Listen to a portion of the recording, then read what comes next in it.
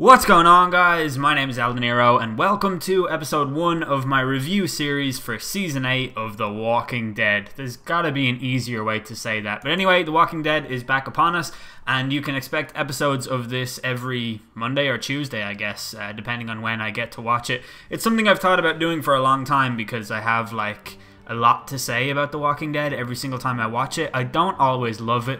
For those of you who don't know and you just want the context of my relationship with The Walking Dead, it's very love-hate. I think when it's good, it's a really, really good TV show. It's just that you have to sift through an awful lot of bad to actually get to the good.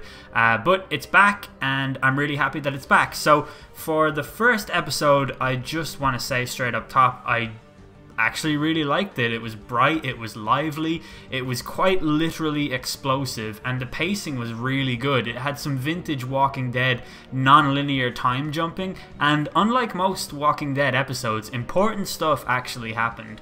So from here on out there will be spoilers. So the good stuff about the episode that I liked, I think the time jumping episodes of The Walking Dead are generally pretty good. Like, they help to frame the story in a more critical light and they enhance the importance of every single scene. Like, it shows in this episode the way that it speeds through every single beat. Like, for example, there's a moment when somebody from the Kingdom is talking to a guy from Hilltop, I think, and she says, "I've got your back," and he says, "You only just met me." And it's corny and forgettable, but it immediately displays unity between the two communities and the commonality in their cause. I feel like in previous Walking Dead seasons they would have had two separate episodes featuring only these two characters, and they'd be like lost in some forest somewhere, refusing to talk to each other due to their different tribes, but eventually banding together to survive and realizing that they're not all that different after all. But this time they cut right through all of that bullshit and they get straight to the action, and that is such a welcome change in The Walking Dead. It's not a thing that they often do.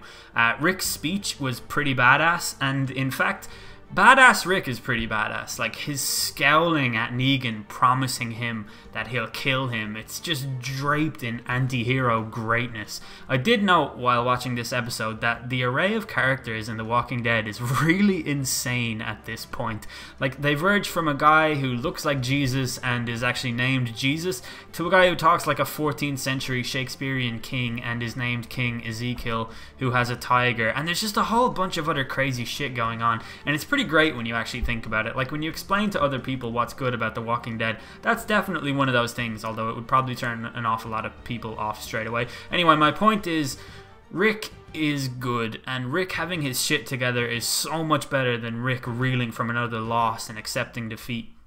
We also meet another character, a man who was afforded mercy by Carl and offered food as an apology for his dad shooting at him. This guy seems to be a little bit unhinged. Maybe due to malnourishment or something, we don't really know, but he said he was already gone at one point, and there's something very Morgan-esque about that. He also claims to be a Muslim, which means he's got some kind of, like, well, I guess there's a hint at like a devoutness about him, and it just makes me wonder if he'll have some kind of interesting character arc like Morgan did. And speaking of Morgan, it's great to see Morgan, and it's also great to see him killing people. I found him to be one of the most interesting characters in the show. I really liked him in the first few episodes, and I was so happy that they brought him back because I actually really like the actor that plays him. I'm a big fan of his.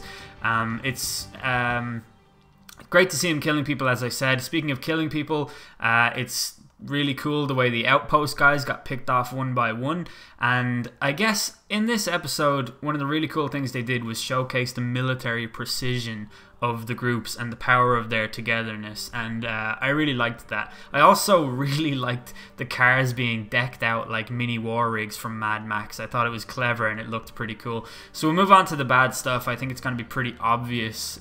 It's kind of the same thing that everyone else has to say, but first of all, Rick's fake old man beard was terrible. I don't mind the future old Rick angle in general because doesn't seem to be all that far into the future if it were to actually go there at the end of the season, say, something like that. But I suspect that it's some kind of eerie dreamlike effect caused by Rick being dazed in battle, or maybe it's the dying hallucination of Michonne. Like, I don't know. I'm sure we'll find out in the coming episodes, so I don't really think there's much to speculate on at that point. But even if it does go into the future, we did see Judith at one point, and she wasn't that old. We did get a brief shot of Carl walking past, and I don't know. It was definitely the same actor. I don't know. Or or the same actor's voice anyway. I don't know how much he was supposed to have aged by that point, but nobody really looked that older apart from Rick, and that makes me think it's probably a hallucination. The main problem I had with the episode is the same problem that everybody had with the episode. Rick's plan was going really well. It did that thing where it doesn't actually tell us what the plan is, but we get to see it unfold piece by piece. So we had the executions of the Outpost men, which was damn great. The organization of the herd, which is pretty cool. The barrel explosions, the tripwires, all that stuff was great. The driving straight up to Negan's front door and surrounding him, alerting him to their presence with a beautifully choreographed round of gunfire, and the hiding behind the decked out cars, amazing. But the fact that nobody fucking shot Negan when he sauntered out the door like he was Liam Gallagher walking on stage makes me want to bang my head off a wall for eternity. There is no need for them to even have a discussion here. Just shoot the fucking guy and then offer the other guy sanctuary or some kind of proposition or whatever. This is simply bad writing. To have the main guy, like the main bad guy, at the mercy of, like, I don't know, 50 guns and still not get killed. But not only that, he doesn't even care about getting killed. He's just standing there like, yep, that's right, I'm gonna move my hips and hold up my baseball bat and say a bunch of shit like this. Ain't that right, Rick? When Negan actually did run into the building, the guys just shot the windows of the building, which would have stood no chance of killing anyone unless they want them to die from falling glass. Surely bullets are at least equally as scarce as Daryl's cigarettes in this world, so I don't get why this seemed to be such a good idea. I guess maybe it would have alerted zombies to the area, like more noise and stuff like that, but you know, this is a thing that The Walking Dead needs to understand, is that bullets can actually go through certain objects, and they could definitely go through those walls. And I just reckon, you know, had they shot at the level that Negan was running at, they might have actually stood a chance at hitting him. And considering Rick is so hell-bent on killing him, he didn't really do that whole character arc a whole lot of justice with that level of accuracy. Negan's survival was always going to be obvious, don't get me wrong, but it should have been the result of a better written scene, like him having his own counter plan or something. It's just, ugh. Then the priest losing his car to Gregory by leaving his keys in the ignition and just watching him climb into it was pretty damn pathetic, and just terrible decision making from that priest.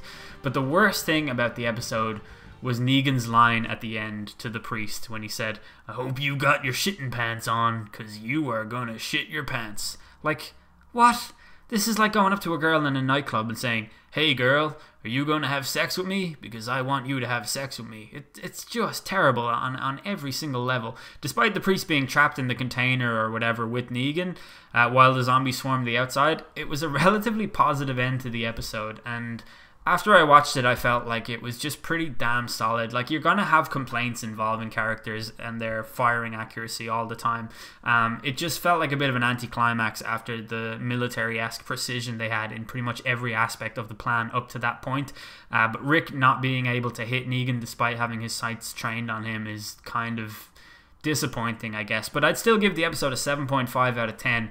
Which is not a level I'd normally give to The Walking Dead. But anyway, if you guys watched it, I'd really like to know what you think. If you enjoyed listening to me talking about it, please leave a like. And other than that, I've been El Dinero. Thanks for listening. I'll see you next week.